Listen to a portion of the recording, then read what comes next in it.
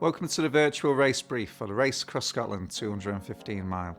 My name is Wayne Drinkwater. I am the event director at GB Ultras, and today we're going to cover some of the key details that you need to know for the race itself.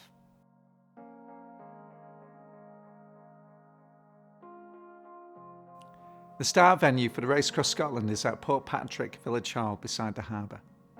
Race registration is available on a Friday prior to the event from 5:30 p.m. until 9 p.m, or alternatively on race day morning from 4:15 a.m.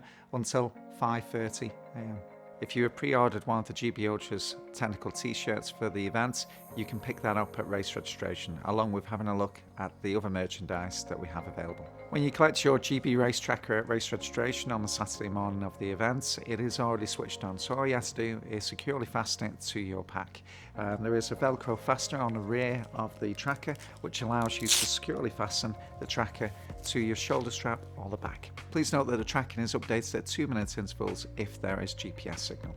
In an emergency, there is an SOS button on the tracker, just on the front of the tracker, just where the race tracker logo is. If you gently push that button down for 3 seconds, that will alert Race HQ that there's an emergency. Pressing the SOS button for 3 seconds is no substitute for speaking to Race HQ on the phone. Please ensure that you hand your tracker back to the event team at the finish line of the event. Participants have the option of utilising a drop bag. We can take certain drop bags to certain points during the race itself, the details for which are on the event race page and also on your emails. When you've collected your race number at race registration, you'll notice that there is a tear-off strip at the bottom of the bib number. If you detach that, you can then securely fasten it to your drop bag. The tear-off strip can then be securely fastened to your drop bag, so that identifies your unique bib number for the race. For the drop bags for the Race Across Scotland 215 mile, there are 3 locations where you can use separate drop bags. Due to the Race Across Scotland 215 mile being a single stage event, runners are spread out sometimes a great distance of maybe 120 miles. That basically means that we utilise 3 dedicated separate drop bags that you can bring with you if you choose to. If you have a support team, you may not wish to utilise the drop bags.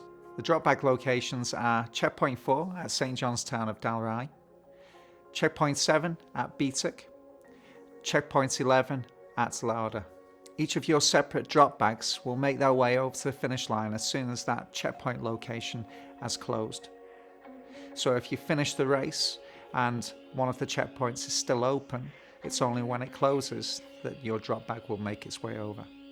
Each of your drop bags should be approximately the size of a medium-sized hold-all. Your drop bag may contain a sleeping bag, fresh footwear, dry clothing ready for the next section of the route.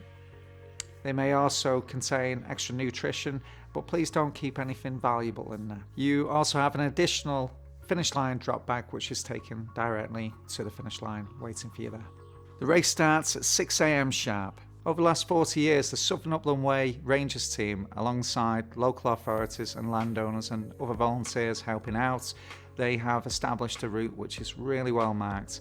The markers stretch from coast to coast and can be seen here.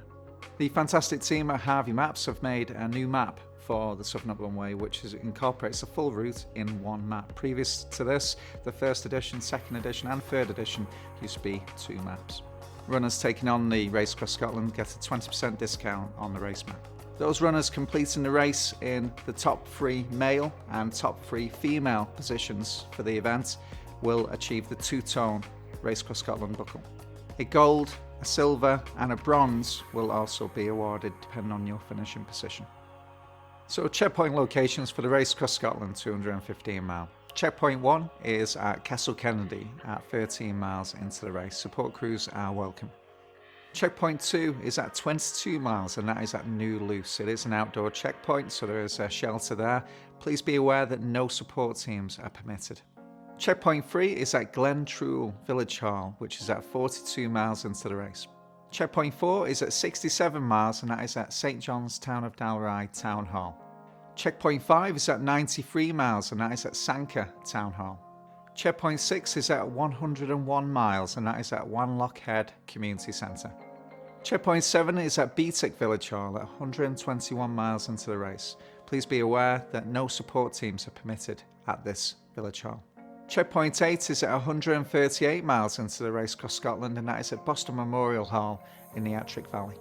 Checkpoint 9 is at 153 miles into the race, and that is at Drinkwater Village Hall. Checkpoint 10 is at 164 miles, and that is at Fairneley Hut.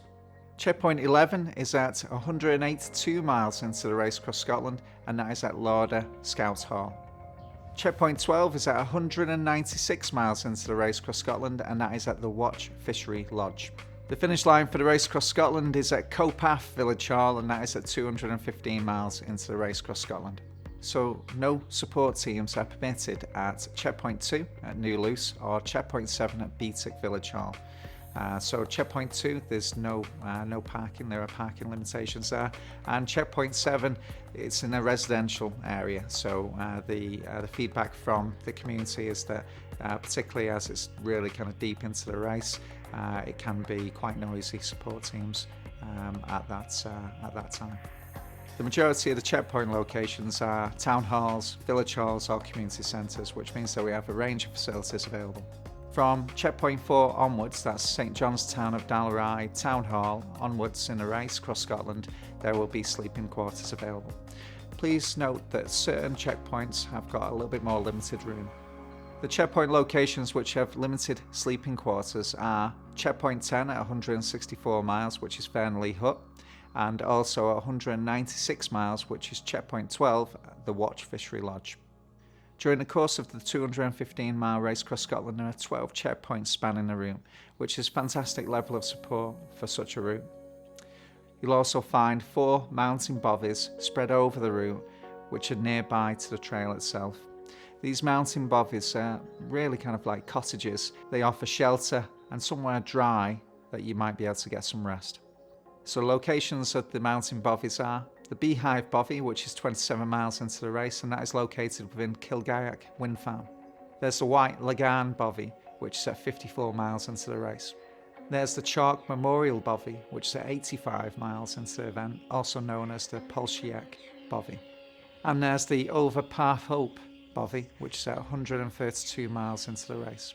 So during the Race Across Scotland 215 mile, you'll find that sometimes there is a long distance between checkpoints. That might be 20 miles, 30 miles. So please bear in mind that you really need to fuel up during this period of time. That section alone might take some of us 5 or 6 hours, some of us 12 hours. So please bear that in mind, that your energy is going to be depleting all through that section. So carry extra nutrition, carry extra food, so that you're keeping those energy levels up. In the lead up to the Race Across Scotland 215 mile, the event team will reach out to you via email with a medical form and a questionnaire. We need to know whether you have any pre-existing medical conditions or any allergies. The Race Across Scotland 215 mile is an unbelievable journey, and as such it is shared by participants only. So no pacers are permitted throughout any of the race itself. A pacer is somebody who you have arranged to meet you on the route and run a section with you. That is not permitted. You are also not permitted to have anybody else carry your mandatory kit throughout the event. If you are found to have had a pacer any stretch of the route, then you may well be disqualified, or you may have time penalties imposed. There is a 100-hour cut-off time for the Race Across Scotland 215 mile and dedicated cut-off times per checkpoint. The GPX is available to download off the GB Ultras website for the event. Many of those that take on the Race Across Scotland 215 mile upload the race routes as a GPX file onto their watch or handheld device. Your watch or handheld device may be damaged, or the battery may fail during the Race Across Scotland, so it's essential that you carry the hard copy Southern Upland Way Harvey's map. As you pass through checkpoints, it's essential that we can see your race number. It should be visible and on the front of your person. Particularly as you pass through farmland on the Southern Upland Way, please ensure that you follow the country code and close gates behind you. We've already mentioned the importance of having the right kit and the right nutrition as you make your way along the Race Across Scotland. Poor weather conditions can have a detrimental impact on your feet during the race itself, so we would really highly recommend changing your socks frequently, or maybe waterproof socks or treatment prior to the race itself, but ongoing self-management and foot care is essential. Should you decide to withdraw from the race across Scotland 215 mile, we need your bib number and also your tracker. We need these handed in at either a checkpoint or the race finish. So the mandatory kit for the race itself. In the lead up to the race, please ensure that you look over the mandatory kit video, which is being done by Laura Yates. The mandatory kit is the minimum standard kit that you must carry for the race itself. If you want to carry anything extra, by all means feel free to do so, but this is a minimum standard kit, the safety kit that we need you to carry at all times. During an ultramarathon, the weather conditions can change quite rapidly, particularly in the mountains during the race itself.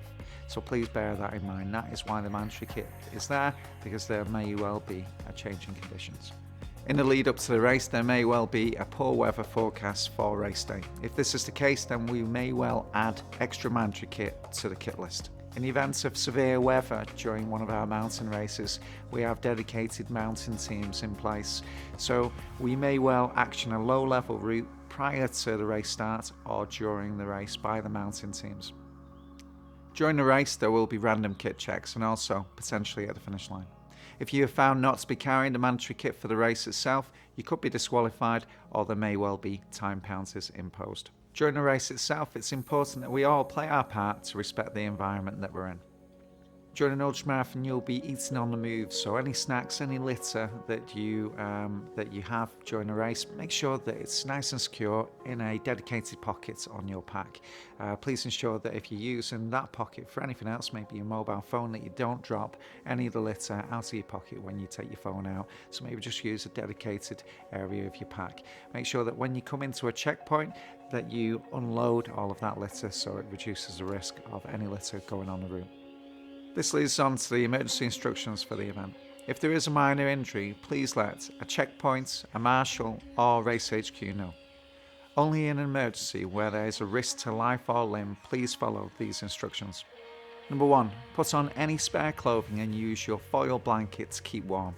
Number 2, trigger the SOS button on the front of your tracker. On the front of your tracker, just underneath the race tracker logo, there is an SOS button. Hold it down for approximately 3 seconds and that will alert Race HQ. Please note that that is no substitute to speaking to Race HQ on the phone.